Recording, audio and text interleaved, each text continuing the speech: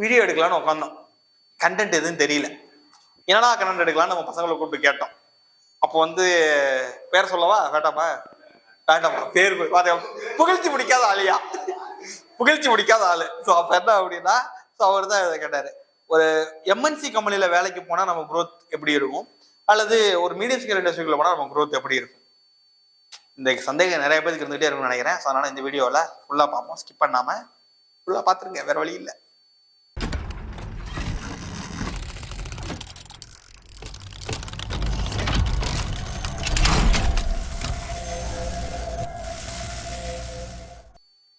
Okay, so வணக்கம் மக்களே, Kabilan Kumar Vadivel from MEC. ஆரம்பத்தில் சொன்ன மாதிரி அதுதான், எம்என்சிக்குள்ள போகிறதா இல்லை எம்எஸ்எம்இ, அதாவது மீடியம் ஸ்மால் மைக்ரோ அந்த மாதிரி இண்டஸ்ட்ரிக்குள்ள போகிறதா, அதாவது மீடியம் ஸ்கேல் இண்டஸ்ட்ரியா எம்என்சியா? ஸோ என்னோட ப்ரிஃபரன்ஸ் என்னங்கிறது நார்மலாகவே நீங்களே கெஸ் பண்ணியிருப்பீங்க. ஸோ நீங்கள் எந்த கம்பெனிக்கு வேலைக்கு போவீங்கன்னு இப்போவே ஃபஸ்ட்டு சொல்லுங்கள், அப்புறமேல் கடைசியாக திருப்பி முடிவு பண்ணிக்கலாம். ஸோ கமெண்ட்டில் வந்து பார்த்தீங்க அப்படின்னா, நீங்கள் எம்என்சி போக போகிறீங்களா இல்லை மீடியம் ஸ்கேல் இண்டஸ்ட்ரி போவீங்களா அப்படிங்கிறத மட்டும் கமெண்ட்டில் சொல்லுங்கள். முடிச்சதுக்கப்புறமா என்ன ரிசல்ட் வருதுங்கிறத திருப்பி பார்ப்போம். என்னன்னா, இப்போ ஒரு எம்என்சி கம்பெனியில் வேலை அப்படிங்கிறது ஜென்ரலாக வந்து வேலைகள் நிறையா இருக்கும். ஆனால் எனக்கு தெரிஞ்ச வரைக்கும் இன்னைக்கு வந்து இந்த நாப்ஸு, அப்புறம் வந்து GAT graduate apprentice trainee, so அது கொடுப்பாங்க. அப்புறம் நாப்ஸில் ட்ரெயினி இருக்கும். ஸோ இந்த மாதிரியான ஒரு கவர்மெண்ட் எய்டடான ஒரு சில ஸ்கீமில் தான் உங்களை உள்ள எடுக்கிறாங்க. ஸோ எடுக்கிற கம்பெனிஸ் எல்லாமே டாப் மோஸ்ட் சூப்பரான கம்பெனி. அசோக் லைலாண்ட் எடுக்கிறாங்க, பிரிகாலில் எடுப்பாங்க, வேற இருக்கிற எல்லா கம்பெனிலையுமே எடுப்பாங்க. வேற என்ன கம்பெனி இருக்குது, ஹூண்டாயில் கூட எடுப்பாங்க, வேற டிவிஎஸ், பெல்லு, எல்என்டி, ஸோ ஏகப்பட்ட கம்பெனி சொல்றாங்க. இந்த மாதிரி எல்லா கம்பெனிலுமே இந்த ஜிஏடி நாப்ஸ் இதில் எடுத்துடுறாங்க. பட் இதில் உள்ள டிராபேக்ஸ்லாம் ஆல்ரெடி நான் வீடியோவிலேயே சொல்லியிருக்கேன். ஸோ எனக்கு வந்து என்னன்னா, ஒரு 2 வருஷம் போய் ஒரு கம்பெனியில் வேலை செய்கிறேன், ஒரு ஆப்ரேட்டர் தான் கொடுக்குறாங்க. ட்ரெயினின்னு பேர் எடுத்தோம் அப்படின்னா மேக்ஸிமம் ஆப்ரேட்டர் தான். ஏன்னா வேற வேறு டிசைன் இன்ஜினியராக ட்ரெயினியாக வேலை கொடுக்க சொல்லுங்க, ஒருத்தரும் கொடுக்க மாட்டாங்க, புரியுதுங்களா? ஸோ அப்போ என்னன்னா, ஒரு மேன் பவராக தான் நம்மளை யூஸ் பண்ணுறாங்களோ அப்படின்னு எனக்கு சந்தேகம். நான் எதையும் தப்பாக சொல்லுங்கய்யா, எனக்கு அப்படி படுது. ஆமாம், நீங்கள் சொல்றதெல்லாம் நிஜம்தான் அப்படின்னா அதையும் கமெண்ட்ல சொல்லுங்க.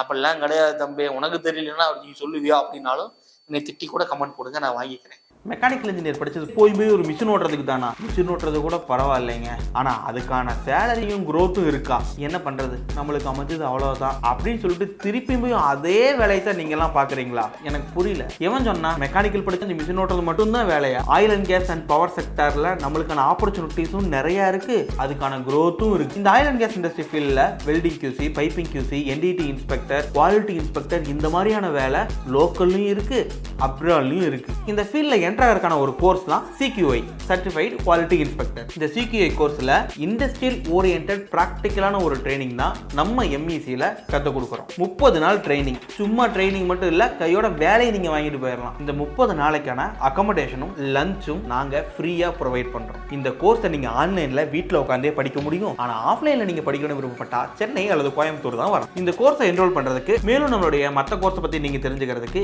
MECcoimbatore.com விசிட் பண்ணுங்க. ஓகே, அப்புறம் ஒரு எம்என்சி கம்பெனியில் ஒரு வெறும் மேன் பவராக மட்டும்தான் ஒரு ஆளை யூஸ் பண்ணுறாங்க. சரி, நான் வர்றேன், 1 வருஷம் வேலை செய்கிறேன், 2 வருஷம் வேலை செய்கிறேன், 18,000 19,000 வரைக்கும் சம்பளம் வருது. 2 வருஷம் கழிச்சு நான் எங்கே வேலைக்கு போகிறது? ஒரு கம்பெனிக்கு போகிறேன், எம்என்சியில் வேலை பார்த்தாச்சு. அடுத்து ஒரு எம்என்சி கம்பெனி, வாங்க சார், நீங்கள் இதுக்கு முன்னாடி நாப்ஸில் தான் இருந்தீங்க, இங்கே வாங்க, இங்கே வந்து ஜிஏடியில் வேணா ஒர்க் பண்ணுங்க அப்படிங்கிறாங்க. ஓகே, ஜிஏடி திருப்பி இங்கே 2 வருஷம். அதுக்கப்புறம் நீ நாப்ஸ் ஒர்க் பண்ணிட்ட, இதுலேயும் ஒர்க் பண்ணிட்டீங்க, 4 வருஷம் ஆச்சு, 4 வருஷமா உங்க எக்ஸ்பீரியன்ஸ் நாங்கள் எதுன்னு கன்சிடர் பண்றதுன்னு கேட்பாங்க நம்மளே. அவ்வளோதான், சோழி முடிஞ்சு. அப்புறமா என்ன பண்ணுவீங்க? சார் வேற ஏதாவது கோர்ஸ் படிச்சுட்டு முன்னேறலாம் அப்படின்னு சொல்லிட்டு யோசிப்பாங்க. யூடியூப்ல நம்ம எம்இசி சேனல்ல கபில் ஒருத்தர் வீடியோ போடுவோம், அதை பார்த்துட்டு ஏதோ ஒரு கோர்ஸ்ல போய் ஜாயின் பண்ண வேண்டியது 4 வருஷம் கழிச்சு எதுக்கு இது? ஸோ அப்போ இதுதான் எனக்கு தெரிஞ்சு எம்என்சிக்குள்ள நடக்கிற ஒரு விஷயம். இப்போ நான் இந்த பக்கம் வரேன். இதுவே ஒரு medium scale, small scale industry, medium school வேண்டாம், கம்பெனியில மொத்தமே 5 பேர் தான் ஒர்க் பண்றாங்க. சத்தியமா ஒரு பையன் வேலைக்கு போக மாட்டான். ஃபர்ஸ்ட் விஷயம், இப்போ உள்ள பசங்க யாருமே, நீங்க வந்து ஒரு 5 பேர் ஒரு கம்பெனி வேலை பார்க்குறாங்கனாவே அந்த கம்பெனி வந்து ஒரு கம்பெனியே கிடையாது. எல்லாம் தெரிஞ்சுனா பிசினஸ் ஆரம்பிச்சிருங்க பேசாம, அவ்வளோதான் சொல்ல முடியும். ஏன்னா ஒரு மீடியம் ஸ்கேல் இண்டஸ்ட்ரிக்குள்ள போறீங்க அப்படின்னா நீங்க யார்கிட்ட ரிப்போர்ட் பண்ணுவீங்க? டேரக்டா ஓனர்கிட்ட தான் ரிப்போர்ட் பண்ணுவீங்க. ஸோ அவருக்கு கண்டிப்பா வந்து 15 வருஷம் 20 வருஷம் எக்ஸ்பீரியன்ஸ் இல்லாமல் ஒரு கம்பெனி ஆரம்பிச்சிருக்க மாட்டாரு. ஸோ அவரோட எக்ஸ்பீரியன்ஸுக்கு கீழே நீங்க வேலை பார்க்குறீங்க, அவர் உங்களுக்கு எல்லாத்தையும் கற்று தருவார். எல்லாத்தையுமே. எஸ், ஒரு டிசைன் போடணும்னா டிசைன் கற்றுக் கொடுப்பாரு, கியூசி கற்றுக் கொடுப்பாரு, கஸ்டமர்ட்ட எப்படி பேசணும்னு கற்றுக் கொடுப்பாரு, கொட்டேஷன் எப்படி போடணும்னு கற்றுக் கொடுப்பாரு, ஒரு பேமெண்ட் ஃபாலோ அப் எப்படி பண்ணணும்னு கற்றுக் கொடுப்பாரு, மெட்டீரியல் எப்படி பர்ச்சேஸ் பண்ணணும், எப்படி நெகோசியேட் பண்ணணும், எல்லா விஷயம் டெக்னிக்கல்ல இருந்து நான் டெக்னிக்கல் வரைக்கும் அட்மினிஸ்ட்ரேஷன் வரைக்கும் எல்லாத்தையும் அவரு உங்களுக்கு சொல்லிக் கொடுப்பாரு. அவர்கிட்ட இருந்தா நீங்க கத்துக்கலாம். ஆனா இப்போ உள்ள நம்ம பசங்க என்ன நினைக்கிறீங்க அப்படின்னா, அப்படிலாம் பண்ணக்கூடாது சார்.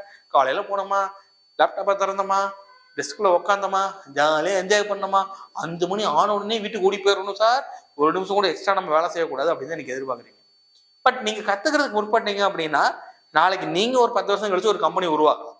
ஆனா அதெல்லாம் விவசாயப்பா ஜாலியா வேலைக்கு போயிட்டு போயிடலாம், அதெல்லாம் இப்படிதான் இருப்பேன் அப்படின்னா இருந்துக்குங்கய்யா. இல்ல நீங்க எதாவது காசு சம்பாதிக்கணும், இல்ல பிசினஸ் ஆரம்பிக்கணும், இல்ல நான் ஹை லெவல்ல ஒரு 5 லட்சம் 6 லட்சம் மாச சம்பளமே நான் வாங்கணும்னு ஆசைப்பட்டீங்கன்னா நீங்க இறங்கி இதுல கத்துக்கிட்டா முடியும். ஸோ இப்ப இதுல என்ன ஒரு பெரிய பிளஸ் அப்படின்னு பாத்தீங்க அப்படின்னா, எல்லா வேலையுமே நீங்க செய்ய வேண்டியிருக்கும்.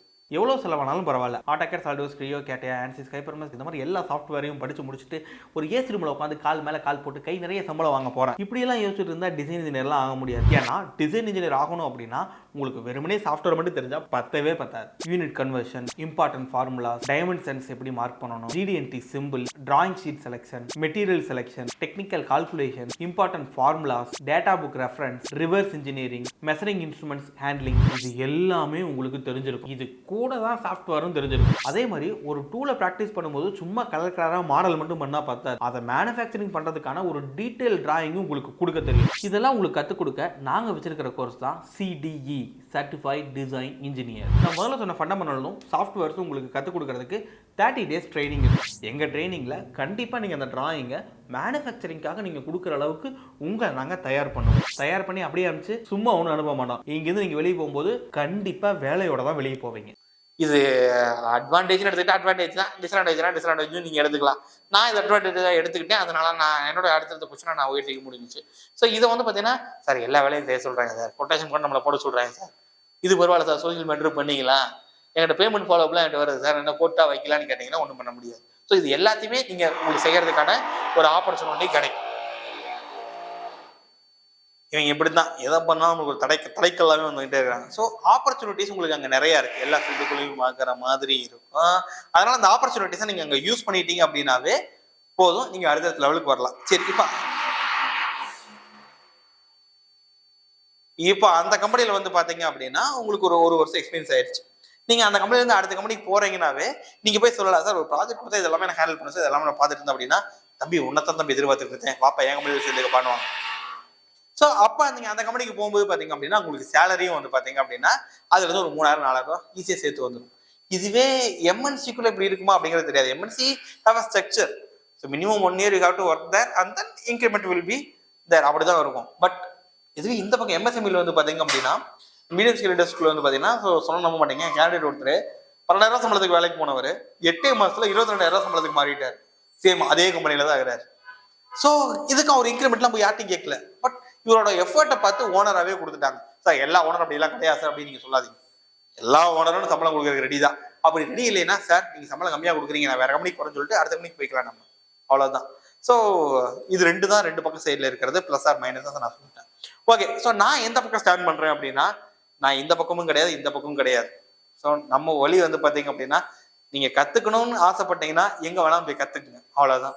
கத்துக்கிற ஸ்டேஜ்னு ஒன்று இருக்குது, அது 1 வருஷமா 2 வருஷமா 5 வருஷமாங்கிறது ஒவ்வொருத்த பொறுத்து மாறும். சார் ஒரு வருஷத்துக்குள்ள நான் ஒரு கம்பெனியில் உள்ள எல்லா விஷயத்தையும் கத்துக்கோனா சூப்பர், ஒரு வருஷம் MNCல போய் கத்துக்குங்க, அதை வந்து அப்படியே சின்ன கம்பெனியில் இம்ப்ளிமெண்ட் பண்ணுங்க. இல்ல ஒரு வருஷம் சின்ன கம்பெனியில் ஒர்க் பண்ணிட்டு படிப்படியாக ஒரு 5 வருஷம் கழிச்சிங்கன்னா எல்லா MNC கம்பெனியும் உங்களுக்காக எதிர்பார்த்துட்டு இருப்பாங்க. எஸ், உங்களுக்கு ஒரு 5 வருஷம் 6 வருஷம் எக்ஸ்பீரியன்ஸ் இருக்குது ஃபீல்டு இருக்குல்ல, டிசைன் இன்ஜினியரா இருக்கு, இல்ல குவாலிட்டியில இருக்கு, இல்ல எதுல வேணா இருக்கட்டும். ஸோ MNC கம்பெனிஸ் உங்களை தான் தேடுது, உங்களை மாதிரி எக்ஸ்பீரியன்ஸ் கேண்டிடேட் தான் கேட்குது. அப்ப நீங்க போனீங்கன்னா சம்பளம் எவ்வளவுன்னு நீங்க கேட்கலாம், அவங்க உங்கள்ட்ட கேட்க தேவையில்லை, சொல்ல தேவையில்லை, நீங்க கேட்கலாம், நீங்க எவ்வளவு கூட நான் வந்து வேலை செய்யறேன் அப்படிங்கிறது. ஸோ அந்த ஒரு கொஸ்டினுக்கு வரணும் அப்படின்னா நீங்க எக்ஸ்பீரியன்ஸை கெயின் பண்ணி தான் ஆகணும். அது இங்க இருந்தாலும் ஓகே, இங்க இருந்தாலும் ஓகே. ஸோ நீங்க இப்ப எந்த பக்கம் நிக்க போறீங்க, எனக்கு இந்த பக்கம் வைக்க போறோம்னா இந்த பக்கம் நிக்க போறோமான்னு. ஏன்னா என்னை பொறுத்த அளவுக்கு ரெண்டும் தராசுல வச்ச மாதிரி தான். ஸோ பிளஸ் மைனஸ் ரெண்டுலையுமே தான் இருக்கும். நீங்க உங்களுக்கு கன்வீனியன்ட் எதுவோ அதை பார்த்து நீங்க முடிவு பண்ணிக்கிறதா நல்லது. பாய்.